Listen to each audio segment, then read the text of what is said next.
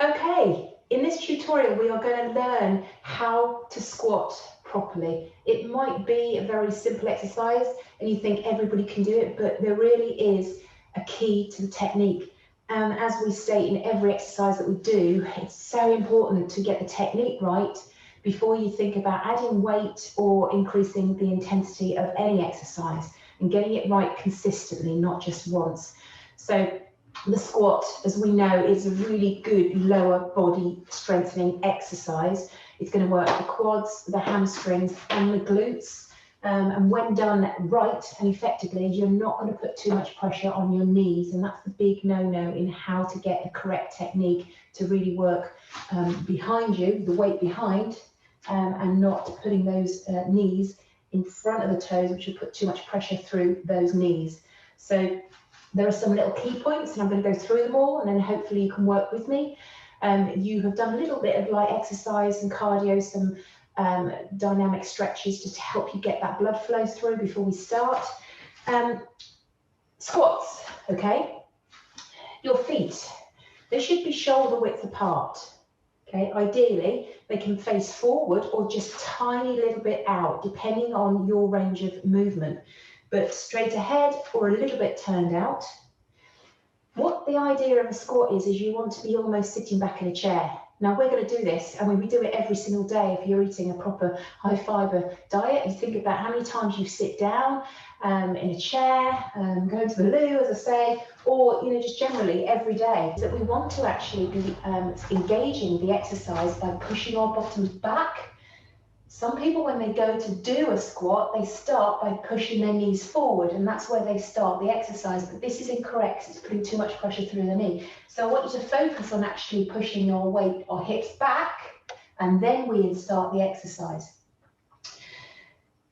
Shoulders width apart. I've got a bench here. You can have a dining room chair, you can have a stool, you can have something to practice on. But it's sometimes quite a good way of starting so that you actually get used to that, just tapping and then pushing up, tapping and pushing up. Because ideally, when you get into a really good squat, your legs or your thighs are going to be parallel to the floor.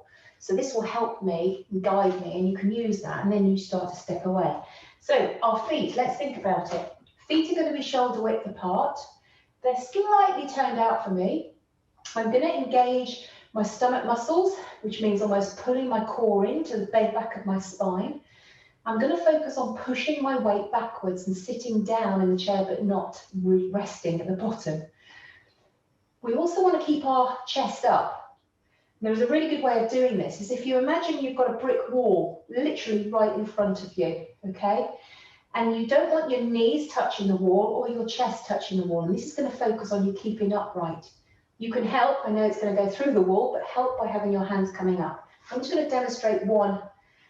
Pushing backwards, dropping down, keeping my chest up, keeping my knees above my toes, and I'm tapping the bench and I'm squeezing up. You see how slow I did it? I'm going to kind of go down for a count of 4 and then back up for a count of 2.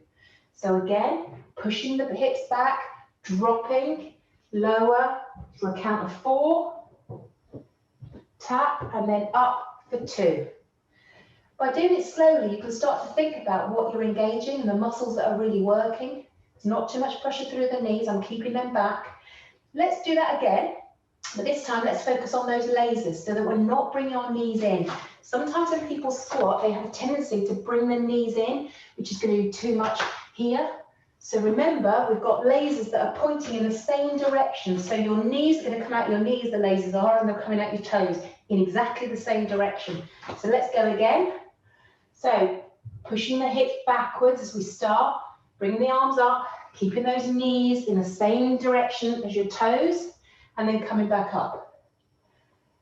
Ready to go again? Remember, the core is engaged. We're keeping that chest up. We're not going to hit that brick wall. So many things to think about. But once we get it right, and we get it right consistently, then you can start to sort of adding weight, and you can start doing the jump squats, but not until you have this technique. So pushing the weight backwards, down for a count of 4, up for 2. Good. Try again. Remember those knees, firing out those lasers. Drive up. So we engage with the hips, bending, pushing the hips back. Then we're down. Good. You might want to, if you're struggling with your chest, what we don't want to do is we don't want to be doing this. too much weight coming forward or arching the back. Keeping that back nice and flat might help you to just hook the arms, hook the thumbs rather. And as we go down, that will help you lift that chest, drive up, down again. 1, 2, 3, 4, nice straight back, and up again. And then come away, once you practice that with the stool, try it without. So again, feet hip width apart. I'm going to keep my knees in line with those toes. Keeping my chest up, engage, push your hips back, sit down, arms up. My thighs are parallel and I'm driving up. One more important thing to think about. When you are in this low position, and I'll go down and hold, all your weight should be on your heels. You should be able to wriggle your toes. If you've got too much weight in your toes, you're going to be leaning forward and your heels will start to come off. That's putting too much pressure in your knees. So let's go again. Up high, engage the core. Sit back, link the thumbs, drive down, count to 4, and going parallel to the floor. Push the heels into the floor as you drive back up. Ready to go again? Linking the thumbs, keeping that chest up, push your hips back, drive down, parallel, push up with the heels. You really start to engage the posterior chain. It's all behind you, and you'll really start to focus that. When you start out, you may only be able to do 5 or 6 reps. Try and work up to 8 to 12 every single time, getting it right.